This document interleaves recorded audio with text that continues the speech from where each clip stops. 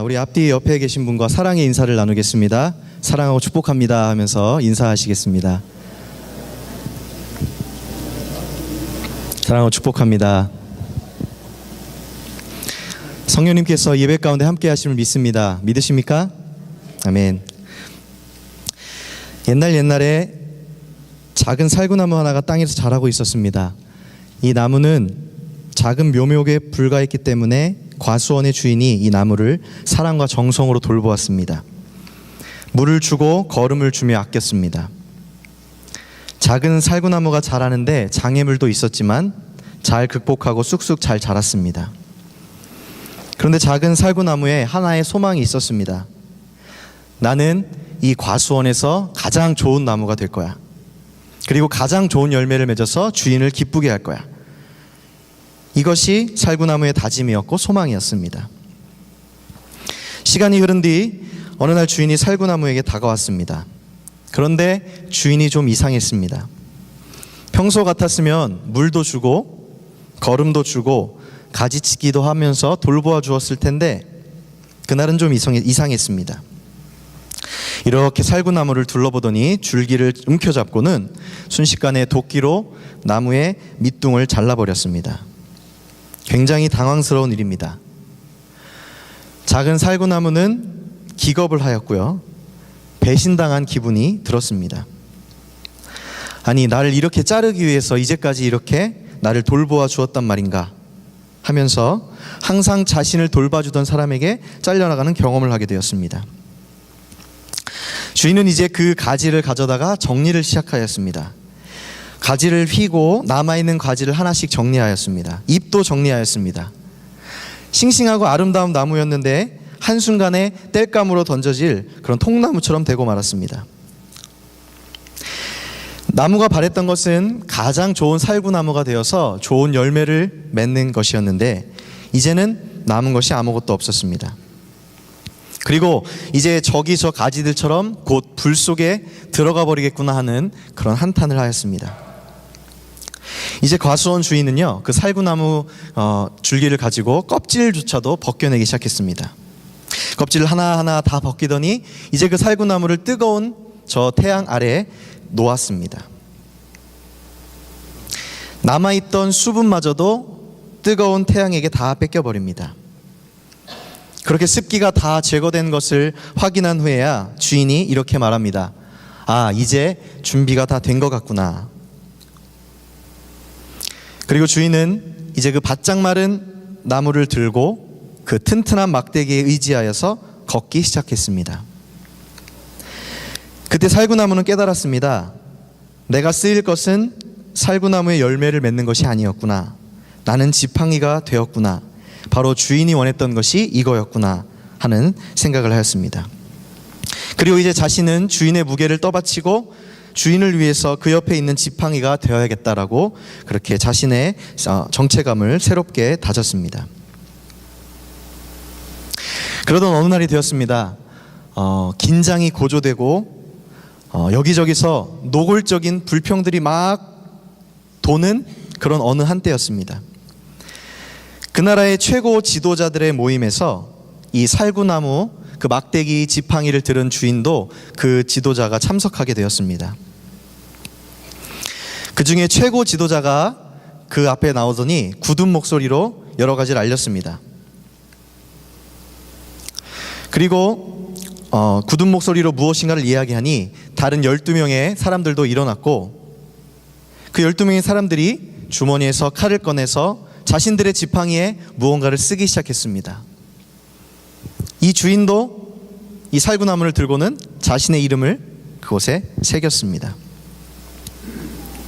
그 후에 최고 지도자가 그 모든 지팡이 12지팡이를 다 수거하여서 이제 어두운 방으로 들어갔습니다. 그리고 그 안에 있는 휘장 사이로 그 지팡이들을 다 밀어넣습니다. 그리고 그는 나가버렸습니다. 살구나무 지팡이는 그 어두운 곳에 혼자 남게 되었습니다. 김광현 목사님이란 분이 이 이야기를 해주셨습니다. 이 이야기는 아론의 지팡이에 대한 이야기입니다. 하나님께서 이스라엘 백성들을 이끌 사람으로 모세와 아론을 세우셨습니다. 그리고 그들을 통하여 이스라엘 백성들을 약속의 땅 가나안으로 인도하셨습니다.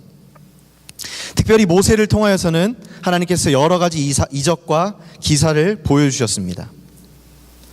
그래서 이스라엘 백성들도 모세의 권위에 대하여서는 어느 정도 인정하고 있었습니다.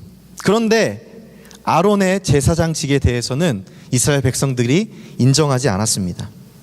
그리고 거부하였습니다. 왜 아론을 제사장으로 삼아야 됩니까? 하면서 불평하고 원망했습니다. 그 원망이 커지자 결국은 아론과 함께 모세마저도 대적하면서 고라 반역당이라는 것을 결성하기까지 이르게 됩니다. 이 일로 인하여 하나님은 크게 진노하셨으며 그들은 하나님의 징계로 죽임을 당하는 일도 생겼습니다. 이것은 그 후의 이야기입니다. 하나님께서 이제 모세와 아론을 거스르는 자들의 원망과 불평을 잠재우시려고 각 종족의 족장들을 모읍니다. 그리고 그 족장들이 사용하는 지팡이를 가져오게 하셨고 그 지팡이에 각 종족의 이름을 쓰게 하셨습니다. 그리고 레위 지파의 지팡이에는 아론의 이름을 써서 모두 함께 회막안 증거궤 앞에 두도록 하셨습니다. 그리고 누구를 제사장으로 택할지는 지팡이를 통하여 보여주신다고 말씀을 하셨습니다. 다시 살구나무의 이야기로 돌아가 보겠습니다. 그 어두운 방 안에 그 살구나무 막대기가 혼자 누워 있었습니다. 그런데 이상한 일이 생겼습니다. 마른 막대기에 불과했던 살구나무 지팡이가 갑자기 무언가를 느끼기 시작합니다. 자신의 세포를 통하여 뭔가 이상한 기운이 나기 시작합니다. 그 지팡이로 수분이 퍼져나가는 것을 느낍니다. 어떻게 이런 일이 있을 수 있었을까요? 살구나무의 뿌리는 이미 잘려 있었고 껍질도 다 벗겨진 채 바짝 말라 있었습니다. 오랫동안 자양분을 공급해주는 모든 것으로부터 단절되어 있었습니다. 그런데 신기하게도 마르고 오그라들었던 세포들이 그 자리에서 다시 부풀어 오르는 것을 느낄 수 있었습니다. 그 막대기 옆구리 부분에서 움이 터나가고 순이 솟아나며 반대편에선 싹이 타오르기 시작했습니다. 곧 꽃도 피어오르기 시작했습니다. 어둠 속에서 빛도 없이 뿌리도 없이 그렇게 던져진 이 지팡이에 생명의 소리가 들려왔습니다. 그리고 살구나무 지팡이가 그렇게 원했던 살구나무 열매까지도 그곳에 맺히게 되었습니다. 그렇게 자신의 꿈꾸던 소망을 이 살구나무 지팡이는 이루게 되었습니다.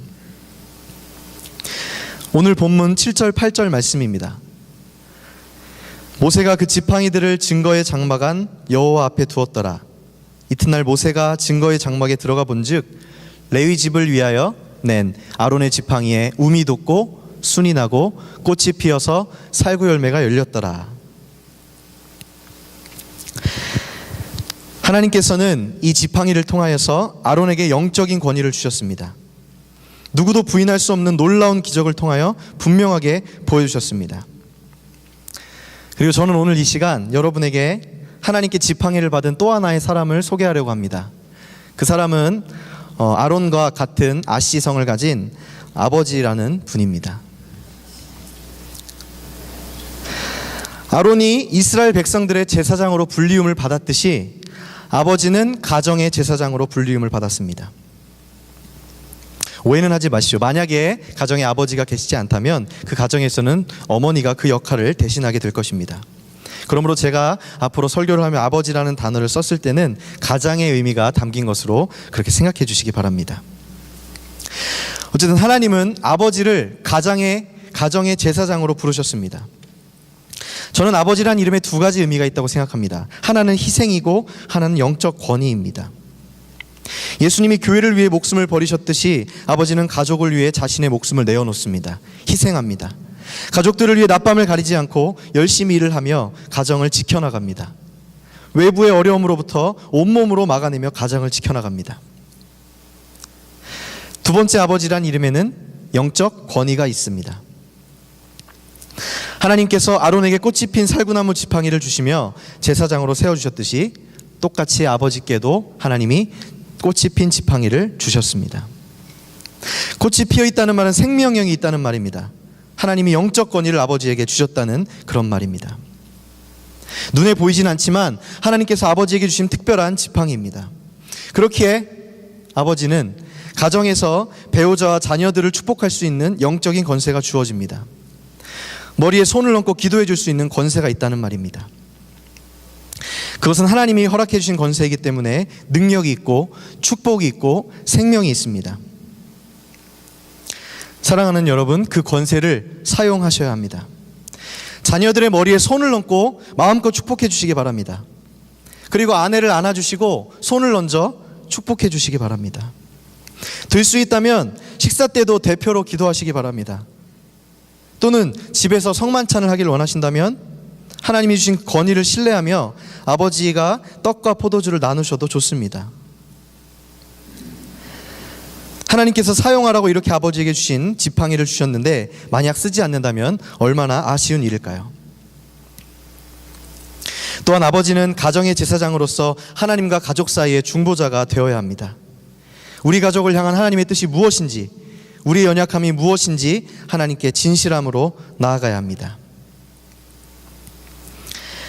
아버지에게 손을 주신 이유는 가족들을 안수하며 축복하라고 주신 것이고, 입술을 주신 것은 그들을 위해 중보하며 기도하라고 주신 것입니다. 사랑하는 아버지들 또는 어머니들, 하나님이 맡겨주신 그 귀한 영적인 권세인 지팡이를 많이 사용하시기를 축복합니다. 두 번째로, 하나님께서 이스라엘의 백성들의 반역하는 죄를 벌하시고 아론에게 지팡이를 맡기시며 제사장의 직분을 삼으신 일은 바로 질서를 세우기 위함이었습니다. 하나님은 질서의 하나님입니다. 하나님은 어지러움의 하나님이 아닙니다. 한번 세상을 창조하실 때 하나님의 모습을 한번 상상해 보시겠습니까? 얼마나 아름답고 질서정연하게 만들어 놓으셨나요? 제일 좋은 곳에 제일 알맞은 것을 딱 두셨습니다. 하늘에는 구름과 바람이 다니게 하셨고 땅에는 풀과 나무가 자라게 하셨습니다. 또 바다에는 많은 물고기들이 마음껏 헤엄칠 수 있도록 하셨습니다. 아름다운 꽃들과 많은 동물들이 한데 어우러져 지내게 하셨습니다. 조화롭고 질서 있는 평화의 모습 그대로입니다. 그러나 오늘날 얼마나 많이 질서가 무너져가고 있습니까? 오늘날 얼마나 많이 하나님이 세워주신 권위가 무너져가고 있습니까? 얼마 전 한국에서는 퀴어 문화 축제가 열렸다고 합니다. 이것이 무엇이냐면 동성애자, 양성애자, 그리고 트랜스젠더 등 성적 소수자들이 자신들의 소리를 내기 위해서 모여서 퍼레이드를 하는 것이라고 합니다. 뉴스를 보니까 신촌 일대에서 속옷만 입고 나온 동성애자들이 그렇게 퍼레이드를 벌였다고 합니다. 한번 깊이 생각해 볼 문제입니다. 그들은 자신들의 다름을 인정해달라고 외칩니다. 물론 다름은 인정되어야 하고 배려되어야 합니다. 그러나 우리가 또 생각해야 할 것은 다름이라는 이름으로 우리는 얼마나 많이 하나님의 질서를 파괴하고 있는가를 생각해 봐야 할 것입니다. 로마서 1장 26절 27절 말씀입니다. 이 때문에 하나님께서 그들을 부끄러운 욕심에 내버려 두셨으니 곧 그들의 여자들도 순리대로 쓸 것을 바꾸어 영리로 쓰며 그와 같이 남자들도 순리대로 여자 쓰기를 버리고 서로 향하여 음욕이 부릿듯하며 남자가 남자와 더불어 부끄러운 일을 행하여 그들의 그릇 때문에 상당한 보응을 그들 자신이 받았느니라.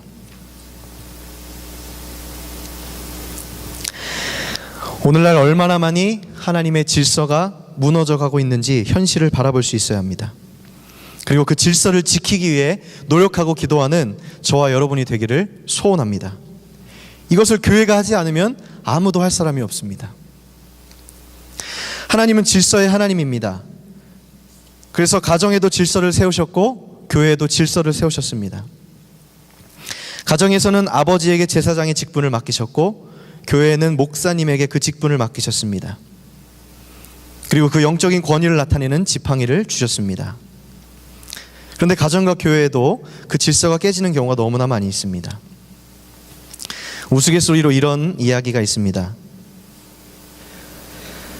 아내들이 남편에게 하는 말이 있는데 그 아내들이 남편에게 하는 말에 실제로 하는 말 말고 속뜻이 있다고 합니다. 아내가 어느 날 남편에게 자기 나 사랑해? 라고 묻는다면 그 속뜻이 무엇인지 아십니까? 그 속뜻은 나 사고 싶은 게 생겼어 라고 합니다. 그리고 아내가 남편에게 와서 당신 뜻대로 하세요 라고 말한다면 이런 속뜻이 있다고 합니다. 네 맘대로 하기만 해봐라. 이번엔 여보 음식 쓰레기에서 냄새가 나요 라고 말을 하면 이런 뜻이 있다고 합니다. 야 이것 좀 빨리 버리고 와라. 네, 우스갯소리이지만 한편으로는 씁쓸하기도 합니다. 보통은 이런 말씀 드려서 죄송할 수도 있지만 남편보다 아내분이 더 믿음이 좋기 마련입니다. 교회도 더 열심히 다니고요, 기도도 더 열심히 하곤 합니다. 그래서 때때로는 영적인 교만을 가지고 남편을 무시하기도 하고 자신을 통해 영적인 축복이 내려온다고 생각하는 경우도 있을 것입니다. 인간적인 눈으로는 그게 맞습니다. 더 기도 많이 하는 사람, 더 열심히 신앙생활하는 사람이 더 능력 있는 것으로 보입니다. 그러나 신기하게도 하나님은 그분의 뜻에 따라 아버지를 그리고 가장을 제사장으로 세우셨습니다. 그리고 하나님의 축복을 그분을 통하여 흘러내려오도록 하셨습니다. 그것이 하나님의 법칙이고 하나님의 질서입니다. 교회 담임 목사님도 마찬가지입니다. 이제 다음 주면 우리 담임 목사님께서 다른 곳으로 파송되어집니다. 저는 저와 여러분 모두가 지난 5년 동안 받았던 그 축복들을 이 시간 기억할 수 있으면 좋겠습니다.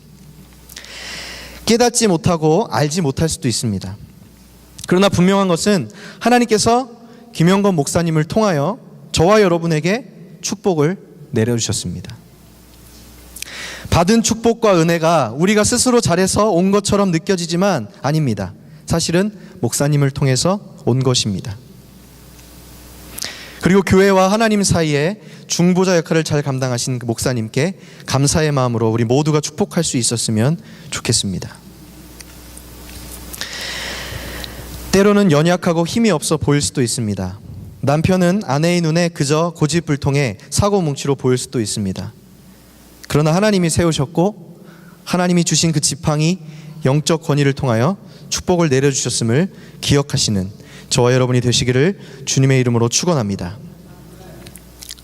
마지막으로 하나님께서는 우리에게 영적 권위를 가진 사람들에게 순종하라고 명령하십니다. 함께 10절 11절 말씀 같이 읽어보겠습니다. 10절 11절 말씀 한 목소리로 읽습니다. 시작. 여호와께서 또 모세에게 이르시되 아론의 지팡이는 증거궤 앞으로 도로 가져다가 거기 간직하여 반역한 자에 대한 표징이 되게 하여 그들로 내게 대한 원망을 그치고 죽지 않게 할지니라. 모세가 곧 그같이 하되 여호와께서 자기에게 명령하신 대로 하였더라. 아멘. 사랑하는 여러분, 권위에 순종할 수 있는 저와 여러분이 되시기를 주님의 이름으로 축원합니다. 권위에 순종하라 한다고 하면 벌써 기분이 안 좋을 분들도 있을 것입니다. 저 역시도 그렇게 기분 좋게 들리지는 않습니다. 그러나 분명하게 주시는 하나님의 마음은 우리가 우리 가까운 곳에 있는 사람한테 순종하지도 못한다면 결코 하나님께도 순종하지 못한다는 것입니다. 난 사람한테는 순종 안 하고요, 난 하나님한테만 순종할 거예요 라는 말은 가능하지가 않다는 것입니다. 부모님께 순종하지 않는다면 하나님께도 순종할 수 없습니다. 남편에게 목사님께 순종하지 못한다면 하나님께도 순종할 수 없습니다.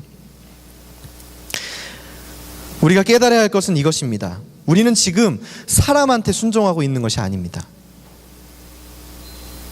우리가 가장인 아버지나 어머니에게 순종하는 것 또는 목사님에게 순종하는 것은 사람에게 순종하는 것이 아니라 하나님이 그분에게 주신 그 권위를 순종하는 것입니다. 로마서 13장 1절 말씀입니다. 각 사람은 위에 있는 권세들에게 복종하라.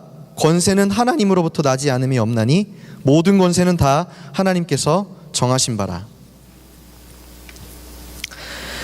정말로 오늘날 땅에 떨어져서 완전히 잃어버린 그 권위를 우리 교회가 다시 세워나갈 수 있었으면 참 좋겠습니다. 세상의 권세자에게도 마찬가지라고 생각합니다. 제가 한국에서 단독 목회를 하고 있을 때의 일이었습니다. 어느 때처럼 아이들과 예배를 같이 드린 후에 아이들을 차를 태워서 집에 바래다 주고 있었습니다. 그런데 아이들이 막 이야기를 시작하는데요, 아마 인터넷에서 보았는지 막 그 당시 그 대통령에 대해서 막 욕을 하더라고요. 초등학생밖에 되지 않은 아이들이었는데 그 입에서 나오는 그 욕은 정말 충격적이었고 무서웠습니다. 와, 이것이 초등학생 11살이 할 수 있는 그런 11살의 아이의 입에서 나올 수 있는 그런 말인가 하는 그런 충격에 빠졌습니다. 아마 그 당시에 인터넷의 흐름이 아마 그러했던 것 같습니다. 대통령에 대한 입에 담긴 힘든 욕설들이 난무했습니다. 전 그 아이에게 이렇게 말했습니다. 그 대통령 할아버지를 잘 생각해봐. 분명 그 할아버지도 너만한 손자가 있을 텐데 만약에 니네 할아버지가 누군가한테 그런 욕을 들은다면 너는 기분이 어떨 것 같아?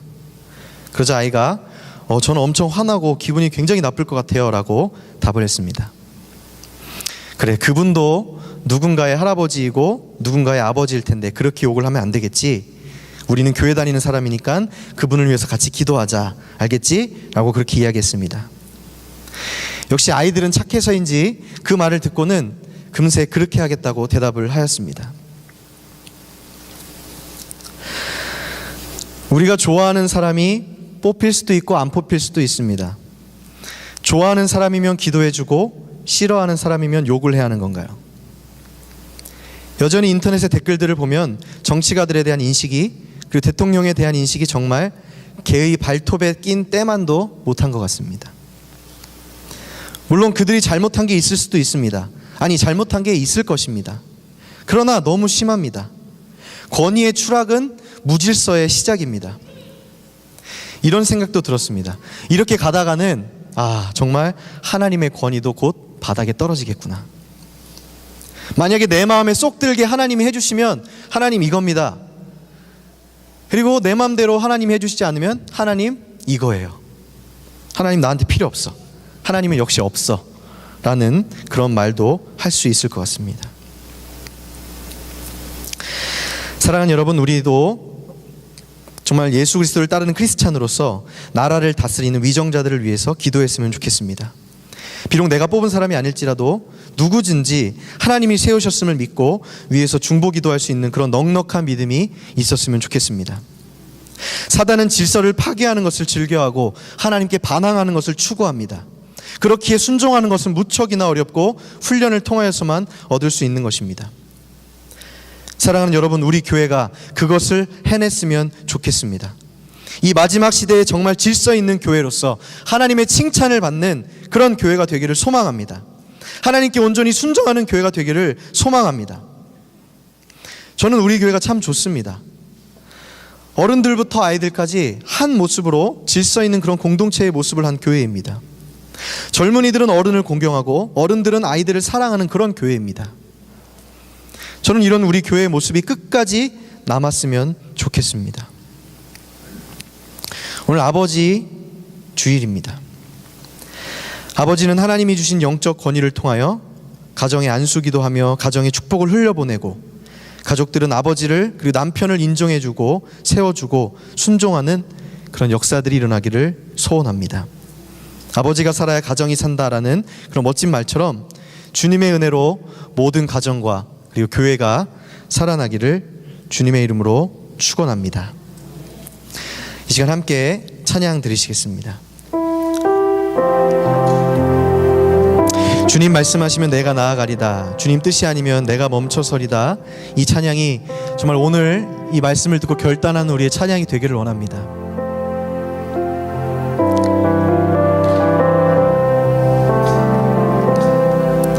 주님 말씀하시면